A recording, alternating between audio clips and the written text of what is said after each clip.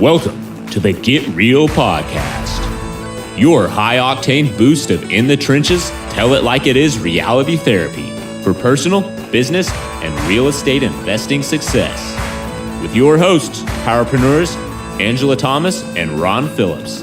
It's time to get real. Hey, everybody. Welcome to the Get Real Real Estate Podcast. And we're going to talk about, everything we talk about is going to be real. That's the whole point of this thing. It's Ron Phillips, Angela Thomas. We're here to talk to you about the real part of the topics that most people talk about in podcasts. So anyway, welcome, Angela. Hey, we're here. How's it going? Yeah. This is a great time of the year to talk about, the real side of, goal setting, I guess, New Year's resolutions, what have you, because usually by this time of the year, everybody has already fallen off the wagon, right? I mean, January's come, we've already made our resolutions. Everybody's kind of completely fallen off the wagon and completely forgot about anything that they already did. I know I have. Yeah. Right. I just pulled out my goals from last year or from this year, and oh man, didn't quite hit the mark. So, yeah. So, I mean, the real question is, Angela, is why is it that I'm not where I want to be? To all of you out there, you need to ask yourself that question. Like, why is it that you are not where you want to be? That's kind of an uncomfortable question, Angela, but it's an important one. It is. And I mean, I think looking back at my goals from this year, I mean, it's really easy to find things to blame it on. You know, I can say that, other things came up that got in the way, or I was just, I was too busy. There was too much going on. Some bad things happened this year that kind of threw me off track. But really, when it comes down to it, I did not make those goals a priority. I just didn't. I let other things get in the way and just didn't make it happen. I didn't do whatever it took to make those things happen. And I let the year get away from me, and here we are, So yeah, and I mean, I think people can relate to that, Angela, is that, people out there are going to listen to this. They're going to go, yeah, that happens to me too. I mean, hopefully it doesn't happen by like January 15th, right? Hopefully we've not completely fallen off track, but I think a lot of people say, if I'm falling off track, well, hell, then I'm done, right? I mean, that's it. When the reality situation is that during the year, we're always going to veer off track a little bit. That's the reason why we got to write things down. We got to look at them. And they've got to be, man, in my opinion, they've got to be big enough and bad enough and scary enough to warrant us working on them. Like the reward from these big, huge goals has got to be big enough for me to want to push to get them. Because if it's a tiny little reward and I got to do a whole bunch of work for it, well, that sucks. Yeah. I'm not going to do that. Yeah. And it's got to really align with who you are and with your passions, with your purpose.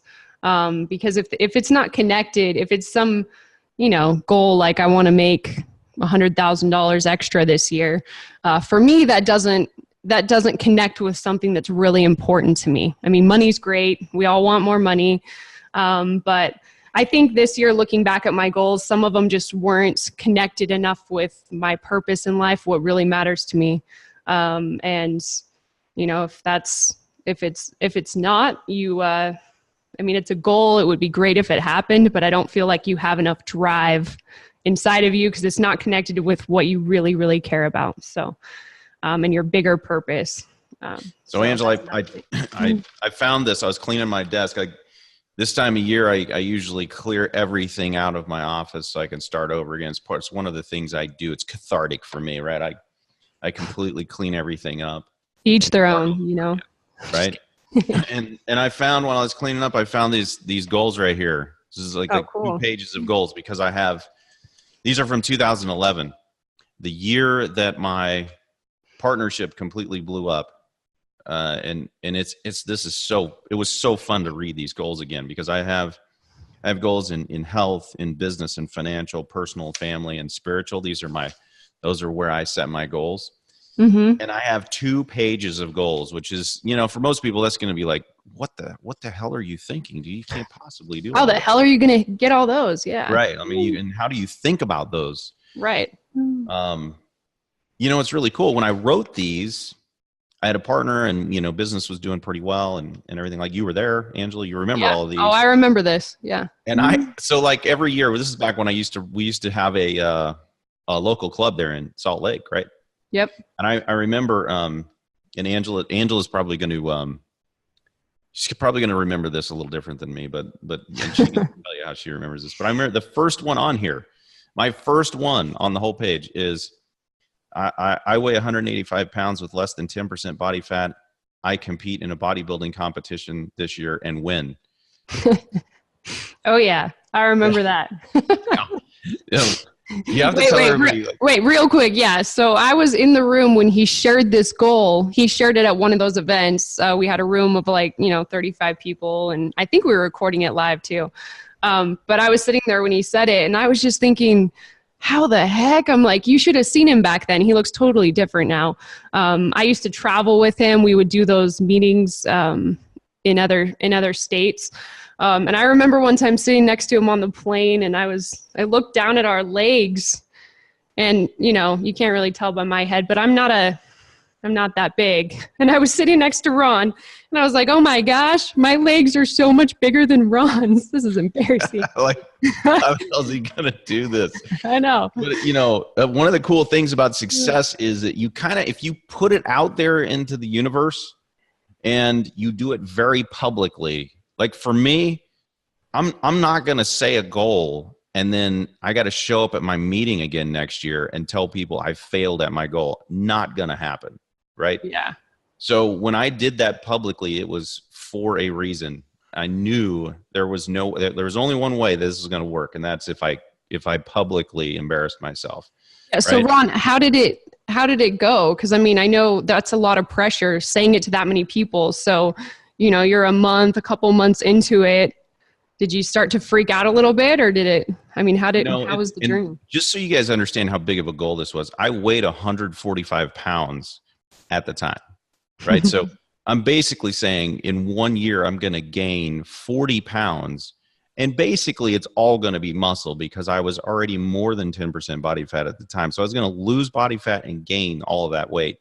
Yeah, I mean, if it was just gaining 45 pounds, I could totally do that. Right. If I tried really hard, So but, yeah. For me, this is really, really difficult because I'm super hard gainer guy, right? So I go out and I start eating. I already was going to the gym all the time, so that was not a big deal. But I'm 3 months in and nothing has changed. Literally nothing. I've gained basically no weight. I mean, I'm sucking. So I knew I needed help. So I decided to go out and look for a coach. And this is a really key thing, right? Because a lot of people don't think about this, but that coach gave me a meal plan, and I worked out with her for, I think like 4 or 5 months. And I gained like 15 pounds and lost body fat, which means I gained a lot of muscle. And it was, I had no idea what to do. I didn't know how to do it. And she knew how to get me to a certain place. Then at the time I started to actually go and I was looking for a posing coach because in bodybuilding, it's really hard to figure out how to do all those poses. And everybody laughs at them. They're kind of funny looking, right? But yeah, it takes a lot to figure out how to do that and how to make all your muscles flex all at the same time. Yeah. Anyway, my posing coach, he looked at me and he goes, dude, do you want the truth? And I said, yeah, man. Yeah. He goes, you're not ready for a show. You're not even close. Oh man. So I'm like, here I get kicked in the gut. But he goes, hey, look, I mean, if you give it another like 2 to 3 months, you could look really, really good and come in really solid for the show. So I left my other trainer who got me to a certain point, hired him as my coach, all around coach. He changed my food. I ate way more than I was eating with her, incidentally. And it was so awesome to watch my body completely transform. So here I went. I went from no success on my own, which I think a lot of people out there, doesn't matter what your goal is, right? A lot of people out there have no success on their own. You can run and feel like you're going nowhere. It sucks. Yeah, that's exactly what was going on. Then I hired a coach, and she did really, really good for me. And then I hired what I consider to be now one of the greatest coaches, and he's coached a whole bunch of people, pro bodybuilders now. Anyway, this guy made it so that I could go get on stage, feel confident, and I didn't win, so I came up short, but I took third in my first bodybuilding competition. So my philosophy on this whole goal setting thing, Angela, is, as you know, is I set huge goals, because I figure if I get all the way to the end of the year and I'm almost there is so good, right? Light years ahead of where you were, right? Yeah, I mean, if I would have set a goal to gain like 10 pounds and look good, look good, and I come up short, that sucks, man. That sucks. Yeah. It's the whole realistic thing. I hated that word, realistic. I don't like being realistic, because realistic basically is average. I like being above average. Yeah. So a huge thing, I think, with that story is that you made the decision 100%. You committed to it. So 3 months in, when you weren't getting anywhere, you're like, doesn't matter. I'm going to figure out how to get there because I made the decision to hit this goal. Absolutely. And yeah, that's real commitment. And that's what you need to make any big change in your life, I think. So that reminds me of, how I ended up working with you. Because just so everyone knows out there, I grew up with a mom. I think I talked about it a little bit last time, but she was a huge driver. She's a very ambitious lady. She still is. Yes. She's a driving personality. She's intense, but I watched her start her own company that was very successful. And then, later she got into real estate investing. But growing up, I remember, what do you want to be when you grow up? I always wanted to run a company, a successful company, and then eventually own my own business. So when I got out of college at a young age, and I started getting into the world of, I went into retail as a manager, and I worked my way up in the company, did what you're supposed to do. I, always went the extra mile, showed I could handle more responsibility. And I was promoted pretty quickly. I ended up running most of the western side of the U.S., and I opened some flagship stores, and, I was doing really well, especially for my age. It was going really well. And then from there, I had a couple other pretty high powered jobs. I did really well in the pharmaceutical industry. But I remember I just started feeling really depressed. I tried to, not show it to anybody. I was always happy at work and, trying to keep moving up in the company and showing what I could do.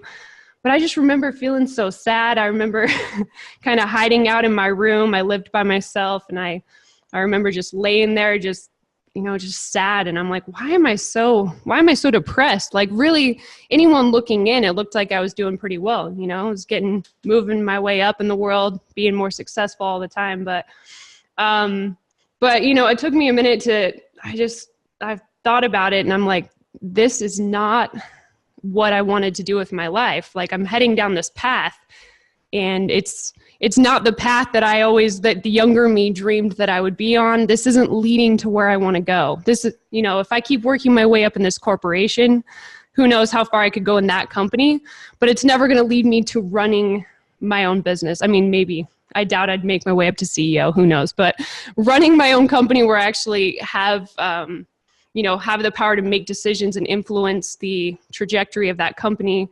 That just wasn't happening there. In a huge corporation, it's so easy to disappear, and not be seen.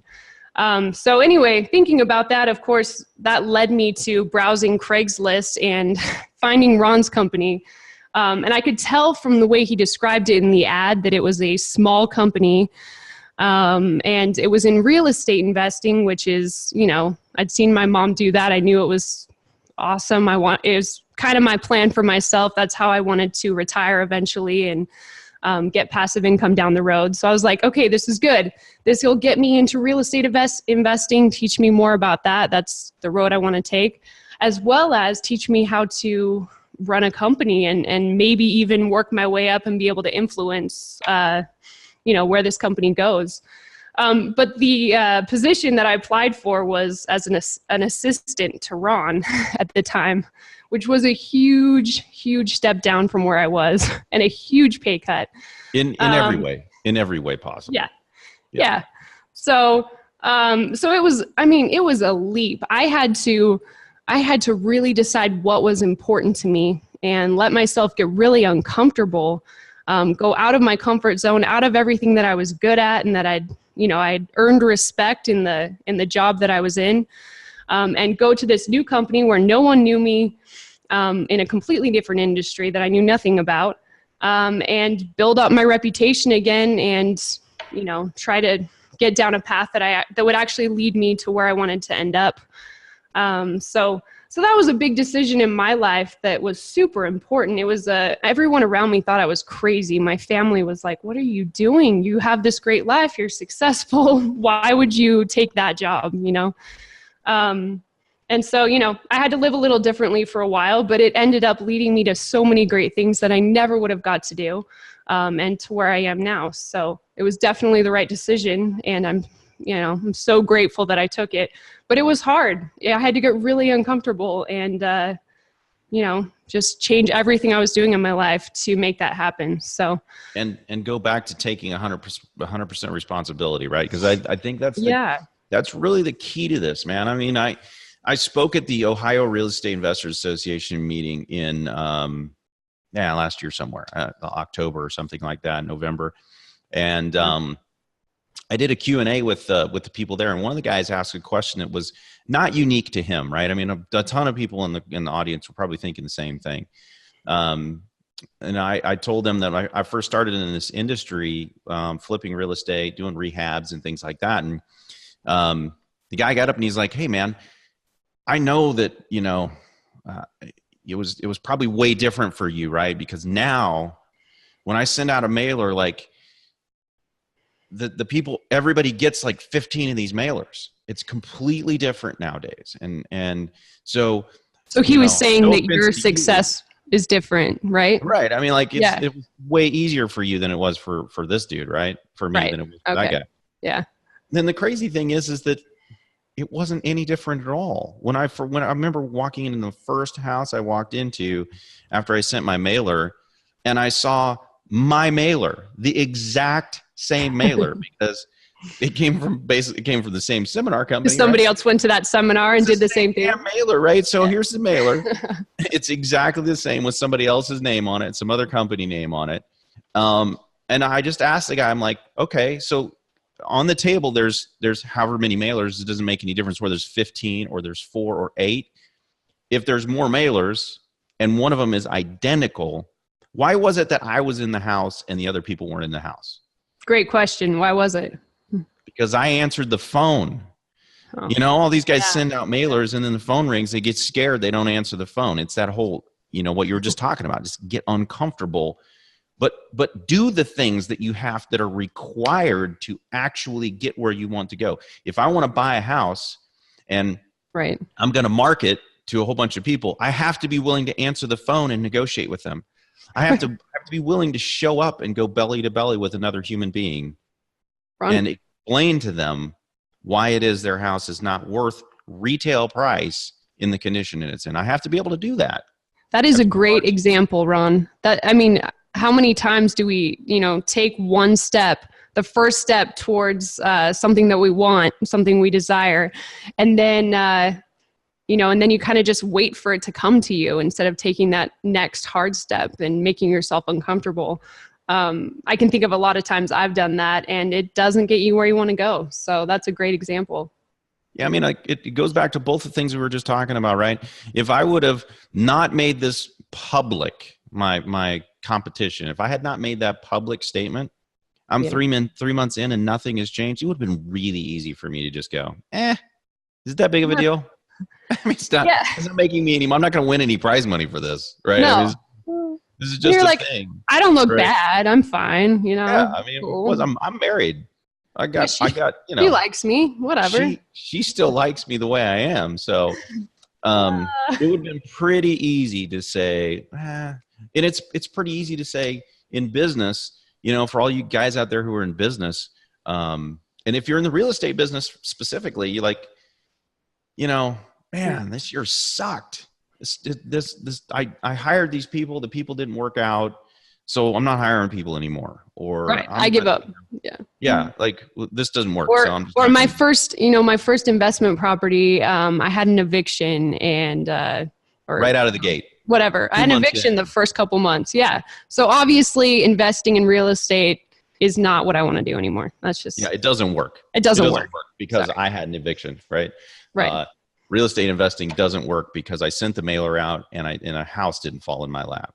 Yeah. What the heck? You know, Come on. so the get real part of this is that I can write a whole page, 2 pages of goals like this, but the reality situation is that if I don't write down corresponding to these goals, what it is I'm going to do to accomplish them, and if there's whatever it is that I write down, it's going to take 2, 3, 4, 5 times what I wrote down to actually make it happen. All right. Right.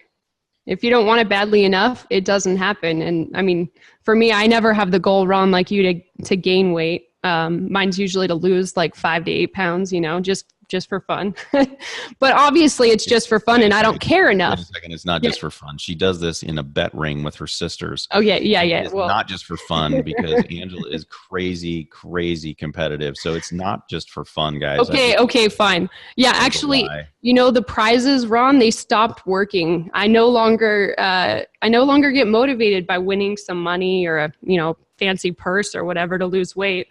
I don't know what the deal is. Now I have to have a super embarrassing punishment if I don't hit the goal. Like I lost one actually a few months ago where I had to wear this absolutely hideous Mary Poppins type hat with flowers coming out of it in public. So that one hurt, I don't want to do that again. So, Angela, but my point was, what? Sorry, go ahead. Let's talk through the steps real quick of how to set legitimate good goals. Let's end on that and invite everybody to actually do it. And then I'd love for people to actually either comment or like send us an email. Let us know what they are. I mean, let's get public with this stuff and actually do something this year. Yeah.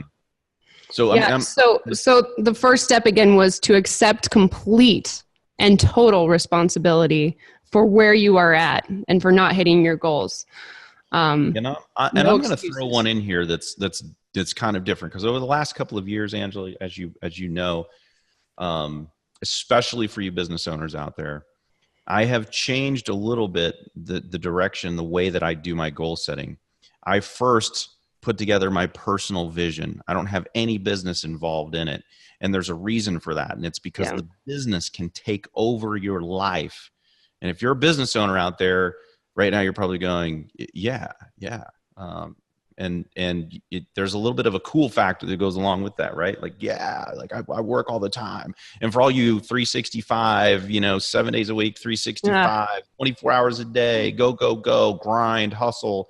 For all you people out there like that, if you just stop and take a look around you at the people who do that, look at the carnage that is their family life. Look at the carnage that is every aspect of their life, except for their business. Can't do that. That's why sit down, write the personal vision exactly how you want it, then structure everything else on top of it, overlay everything else on top of it. Maybe we'll do another segment just on that, but that is so critical. Then start setting your goals. Make the decision that I'm going to actually accomplish this year. Whatever this is, make the decision to do it, right? And commit 100%. Yeah. Yeah, and then it's the action plan. And Angela, as you know, we've been in meetings together for years now. The action plan that we lay out almost always changes. And it almost always augments, right? It's almost always bigger than you think it is. So whatever it is you think you've got to do, you probably have to do more than that. Yeah, and another really key part, I think, to that is to write down the small steps, the things you're going to do daily to hit that goal. Yep. Because it's really easy to be like, to push it out a week or say, hey, this month I'm going to accomplish this thing. But I truly believe that the times that I've nailed, and actually hit huge goals, it's because every single day I didn't let a day pass without taking a little step towards that. There's always something you can do. Right. And one of the really cool things we found this last year that helped us a lot, and this is a book, guys. You should just write this down. Go get it. We get it on audio book or get it a regular book, however it is that you can read it for real. Yeah. Right. Go get it. It's called The 12-Week Year. Awesome book. Yeah. Really love the contents of that book. And another book that goes along with goal setting is The Compound Effect. I love that book. And if you go get The Compound Effect, what you're going to learn in there is that the compound effect is always working. It's either working for you or it's working against you. It's always working. It never sleeps. And therefore, you either need to make it work for you, because doing nothing is not an option. You will actually go backwards if you do nothing. You have to be able to make that compound effect work for you. So true. Yep. Anyway, if you're not moving towards your goal, you're moving away, right? That's right. Yep. So set some goals. I like to set them in health, business and financial, personal, family, and then in spiritual. Those are the aspects of my life that I like to set goals. But come up with your own, Yep. Make sure that you have goals in each one of those areas, though. You can have all the money in the world if you got no health. It really doesn't do you a whole lot of good. You don't enjoy it. It pays your medical bills. I mean, that's good. Oh, good. Yeah. All right, cool. Well, thanks, Ron. And next time we're going to be discussing what true passive income means to us. So, so check out that on our next episode. Thanks for listening. See you guys. This has been the Get Real Podcast. To subscribe and for more information, including a list of all episodes, go to getrealestatesuccess.com.